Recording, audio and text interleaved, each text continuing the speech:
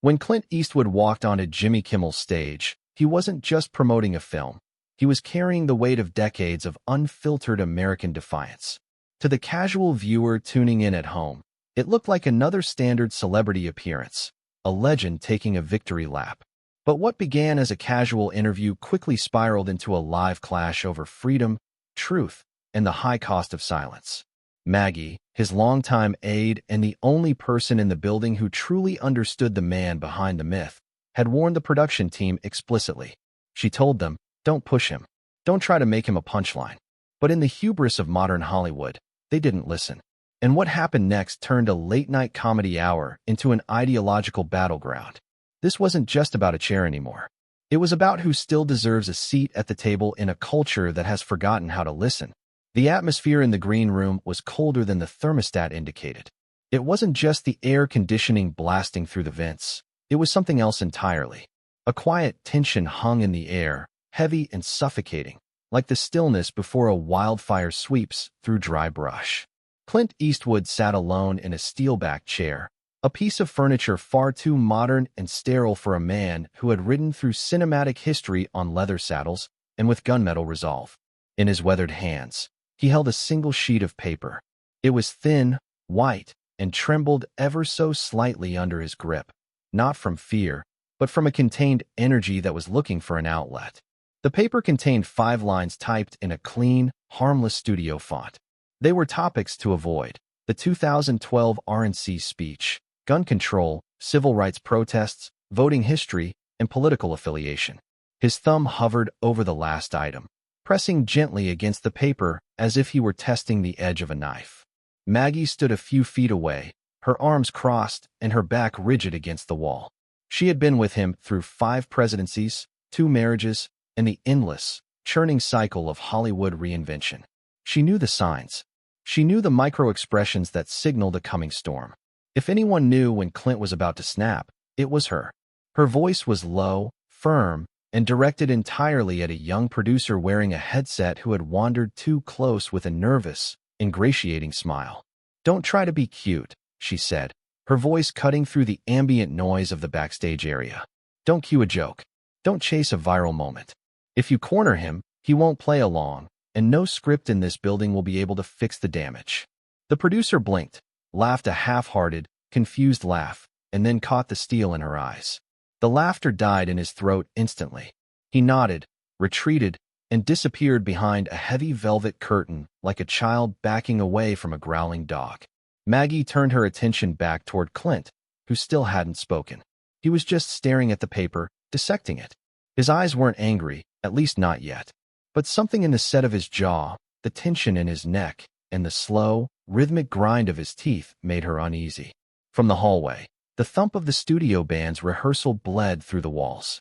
The bass line carried like a war drum, echoing off the concrete and plaster, counting down the seconds. Maggie looked down at her watch. 7 minutes until the call time. Clint folded the note slowly, precisely, treating it like something sacred or perhaps cursed, before slipping it into the inner pocket of his blazer. He didn't look at her when he finally spoke. "They're going to try something," he said. It wasn't a question, it was a statement of fact. Maggie stepped forward, lowering her voice to match his intimate tone. "Yes, they are." Clint nodded once. That was all the confirmation he needed. Across the hall, through a partially open door that led to the control booth, a pair of producers argued in hushed, frantic voices. One was older, polished, the kind of industry veteran who wore suits even behind the scenes and worried about liability. The other was younger, dressed in a hoodie and sneakers, his hair styled in calculated chaos. "We need something big," the young one insisted, tapping a tablet screen. "He's been a meme before. We write the chair thing into the segment. It's gold. Just a clip, a 30-second throwback, and then a reaction shot. Trust me, it'll explode on Twitter." The older producer hesitated, rubbing his temples. "It's risky," he muttered. "He's 80 plus, but he's unpredictable. He doesn't play by the new rules." "That's what makes it work," the younger one grinned, blinded by the potential for engagement numbers. "The friction is the content." Back in the green room, the decision had already been made, even if the producers didn't know it yet. Clint rose from his chair. His motion was slow and deliberate, the movement of a man preparing for a duel rather than a sit-down interview on a comedy variety show. Maggie handed him a small paper cup of black coffee. He took it, sipped once, the bitterness familiar and grounding, then placed it untouched on the side table. She watched him adjust his collar, pulling the blazer snug across his shoulders. The note was still there, tucked over his heart like a warning label that no one else could read. The stage manager appeared at the door, clipboard in hand, his face tight with forced cheerfulness. 2 minutes, Mr. Eastwood. You're up right after the monologue. Clint gave no reply. He didn't even nod. He stepped past the man without a word, his boots echoing softly against the linoleum tile.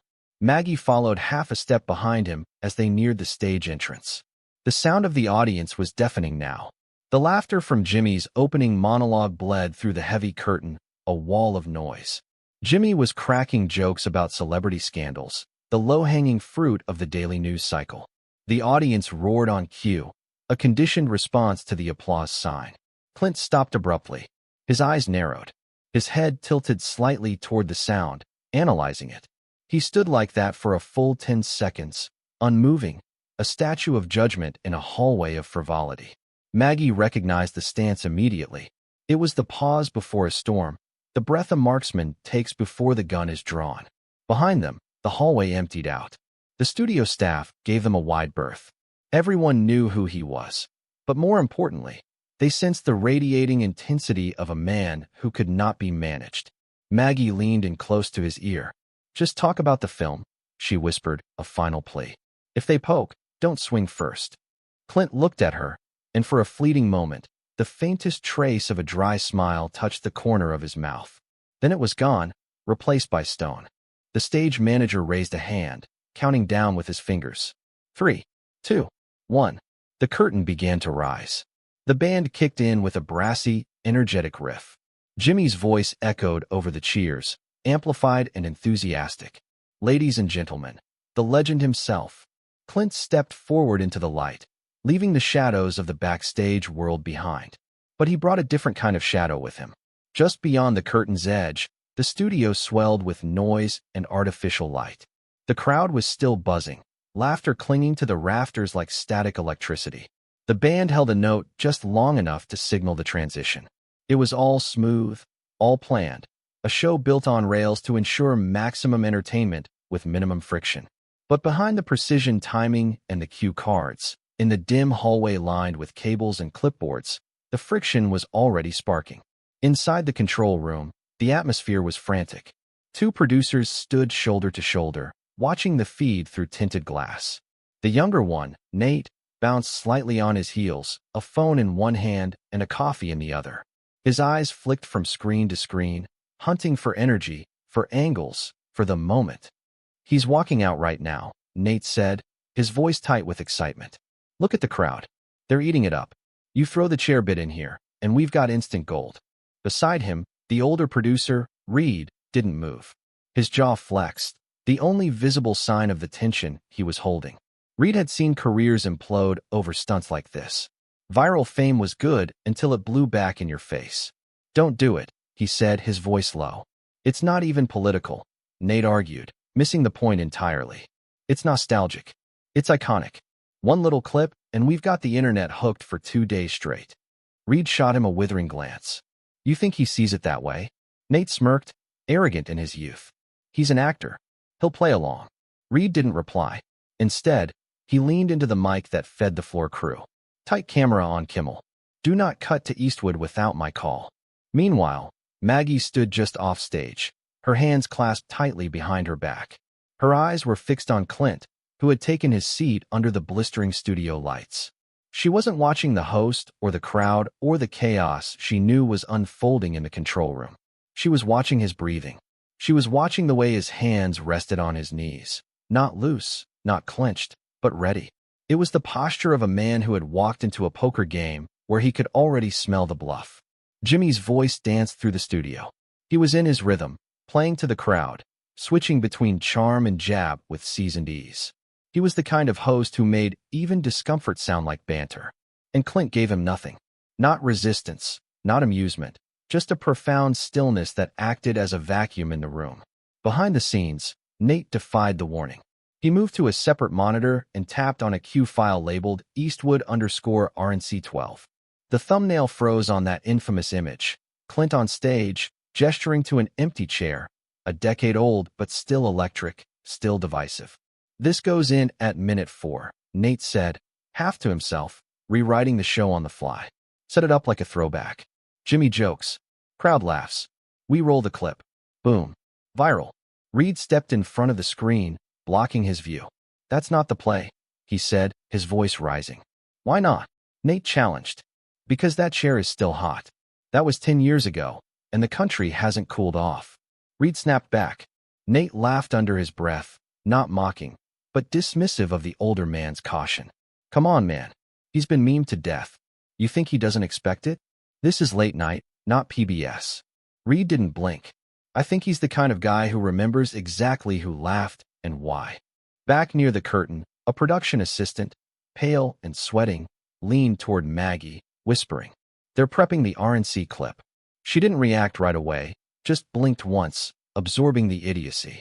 Are they insane? She whispered back. The assistant shrugged helplessly. Orders came from up top. Ratings are down this week. They want a spike. Maggie turned her gaze back to Clint. He was answering a question now. His voice was calm, even. He was talking about the land in his new film, The Ranch. He spoke of the quiet fight over property rights, the dignity of ownership. It was subtle, but Maggie caught the edge in his tone. He was already laying track, drawing the line between fiction and truth, between the character he played and the man he was. And they were about to cross it. Back in the control room, the director's voice cut through the feed like a whip crack. Stand by on clip 3. Ready, playback. Reed clenched his fists, helpless to stop the train. Don't push it, he said quietly to the monitors. Nate ignored him. He was too far gone, already imagining the headlines. Eastwood returns to the chair. The stage manager whispered through his headset. Host is ready to pivot. Reed reached for the comms button. Don't.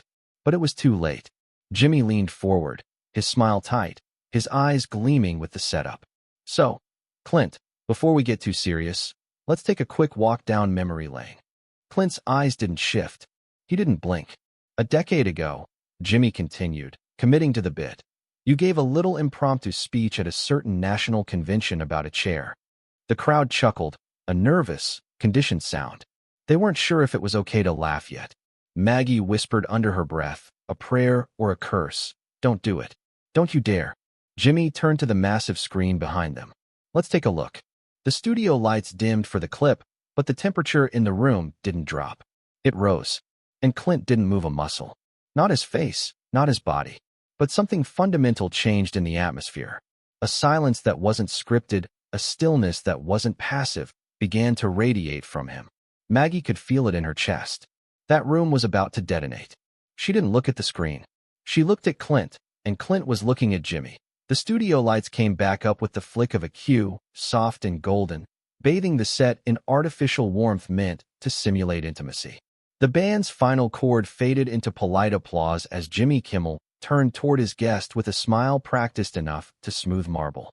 Sitting across from him, Clint Eastwood leaned back, spine straight, eyes steady, one boot just slightly forward like he was bracing for uneven terrain. It's an honor to have you here, Jimmy said, his tone bright, a little reverent, trying to bridge the gap. You've got a new film out. Tell us about it. Tell us what drew you back to the director's chair. Clint didn't move at first. Then slowly, he tilted his head toward Jimmy, his voice low and even, rumbling like distant thunder. I never left. The audience chuckled. A few clapped, unsure if it was a punchline. Jimmy grinned, nodding like he'd expected the reply, trying to keep the rhythm upbeat. He leaned in, elbow on the desk. The film's about a rancher, right? A man protecting his land from a corporate takeover. Clint gave a small, almost imperceptible nod. It's about standing your ground. Jimmy latched onto the phrase, eager for a soundbite. A metaphor for something bigger? Clint paused, looking at the host with piercing clarity. No, just the ground. Another ripple of laughter from the crowd, lighter this time, but nervous. Jimmy smiled again, but the edges of his eyes were tight. He pivoted, switching gears to something more personal. Now this rancher, is he anything like you? Clint shrugged. He minds his own business until someone gives him a reason not to. That line landed hard. The crowd hummed with it. Maggie, watching from the wings, exhaled through her nose. She'd heard it in rehearsal. She knew it was coming. It still gave her chills. Jimmy tapped his pen against the desk, a nervous tick. There's a line in the trailer. Something about freedom not being free. Clint said nothing, letting the silence do the work. You've always had a thing for that kind of talk, Jimmy continued, trying to find his footing. Freedom, justice, gunslingers. But I'm curious, how do you see that now? I mean, with everything going on these days. There it was. The opening salvo. Clint's fingers tightened just slightly on the armrest. A pause stretched between them, elastic and tense. The audience stilled, sensing the change in tone. Freedom, Clint said, isn't about what you carry. It's about knowing when you don't need to. Jimmy blinked, confused. So you mean, guns aren't freedom? Clint continued, ignoring the interruption. The ability to not reach for one. That's the part nobody wants to talk about. A few murmurs rose from the audience. Someone clapped solitary and loud. Someone else hissed. Jimmy raised his eyebrows, shifting in his seat. He tried to play it off, to keep things moving along the rails. Let's switch gears for a second. You've been in this business for decades. Started with TV westerns. Made your name with Dirty Harry. Did you ever imagine back then you'd still be making films at your age? Clint looked at him, not smiling, not annoyed, just observing. Did you ever imagine you'd still be asking questions that dodged the point? The crowd tensed. It wasn't loud, it wasn't dramatic, but it cut deep. Jimmy laughed a bit too quickly, a defensive reflex. All right, I guess I walked into that one. He leaned back, regrouping, and picked up a card from the desk, skimming it like he needed a lifeline. Clint didn't look away. His posture hadn't shifted an inch. Maggie, from backstage, tilted her head, eyes narrowing. She could feel the subtle tremor in the air. The host was trying to stay in control, and the guest was refusing to let him. Jimmy cleared his throat. I read somewhere that you still ride horses every morning. That true? Sometimes still carry a six-shooter. Clint didn't answer right away. Then, with zero inflection, he said, You watch too many movies. The audience laughed again, nervous this time. Jimmy chuckled with them, but there was a flicker of something else behind his eyes. Irritation, maybe, or the realization that he was losing the room. All right, he said, just trying to give the fans what they want. Clint looked at the audience, then back at Jimmy. Are you? Jimmy raised his hands, deflecting. Hey, we love you. We just want to hear the stories, the good ones, the real ones. Then stop cutting the edges off them. The sentence dropped like a lead weight. It wasn't angry. It wasn't loud. But it didn't need to be.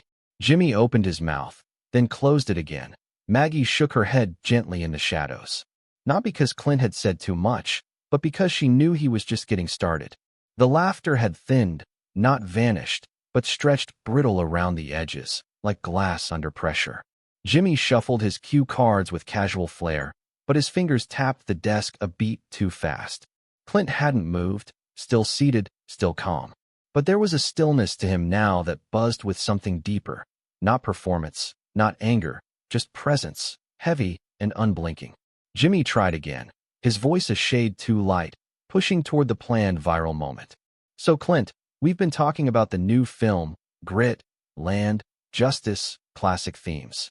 But you know, that's not the first time you've spoken out about the state of things. A few people in the crowd chuckled preemptively, sensing where he was headed. I mean, come on, who could forget the infamous chair speech? A low ripple of reaction moved through the room.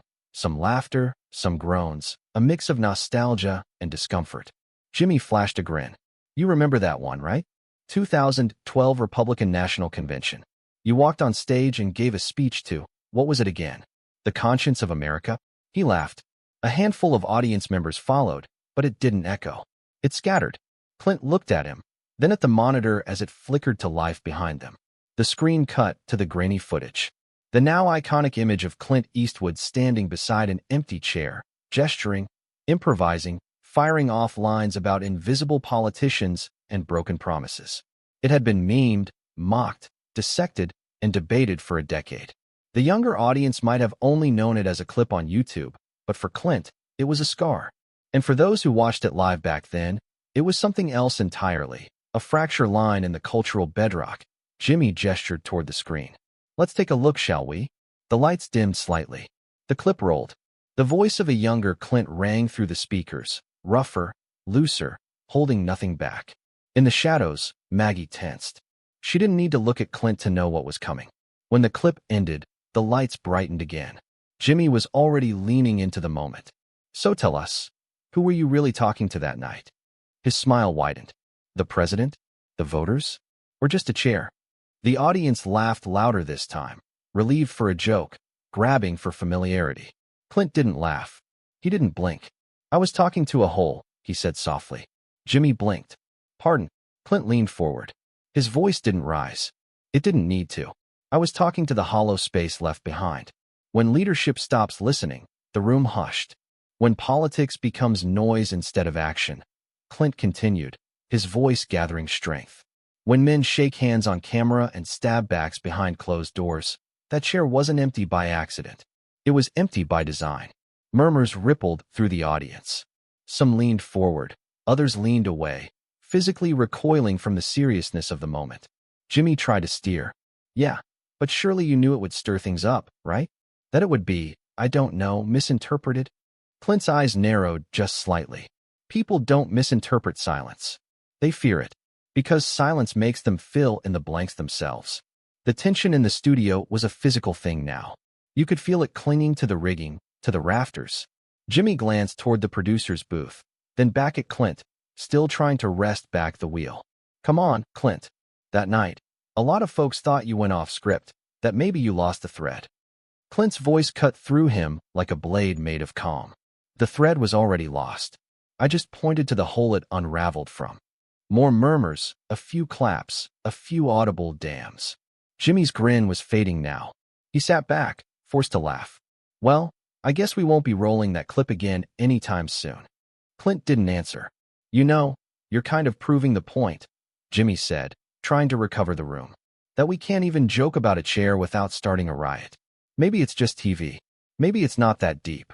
Clint looked out at the audience, scanning the rows, his voice low. That's the problem.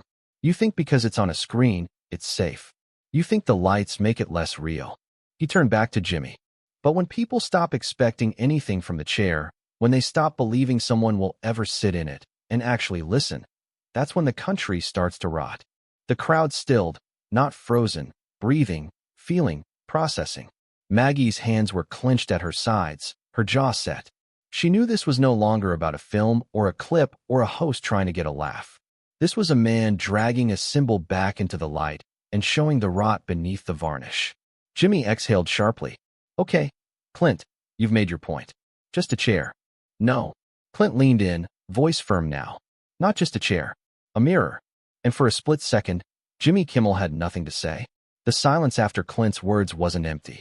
It was loaded, taut as a wire stretched between two towers. In the studio, no one moved.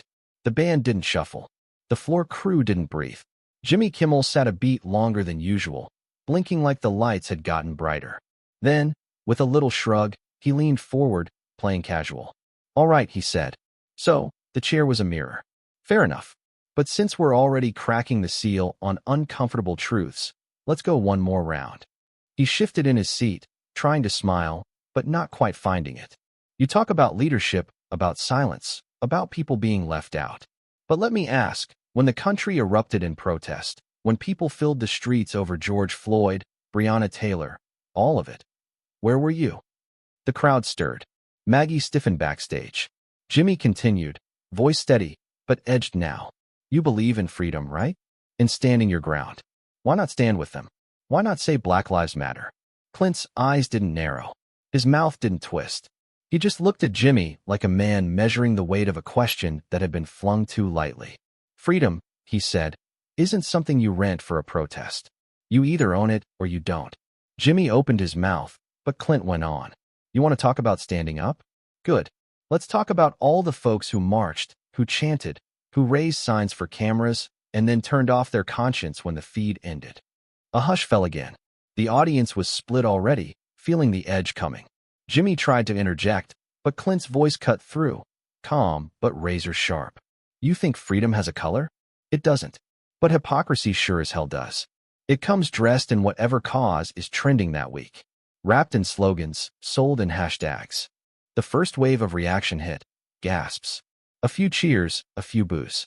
Then the crowd fractured, splintering audibly. Clint didn't flinch. He leaned forward slightly, elbows on his knees, eyes burning steady. I'm not here to play sainthood with the left or martyrdom with the right. I've seen too many flags waved by men who never bled for anything real. Jimmy was still smiling, but it had turned brittle. Brittle like a shell about to crack. So what? You don't support protest. I support people who live what they shout, who show up when the cameras leave. The rest? Noise. More applause, more protest. Someone in the back yelled something indecipherable. A woman near the front rose halfway from her seat, then sat down again, shaking her head. Maggie muttered under her breath. There's no commercial break big enough to clean this up. Jimmy adjusted his collar. But don't you think silence sometimes equals complicity? Clint nodded. Sometimes. But shouting empty words is complicity, too. Just dressed prettier.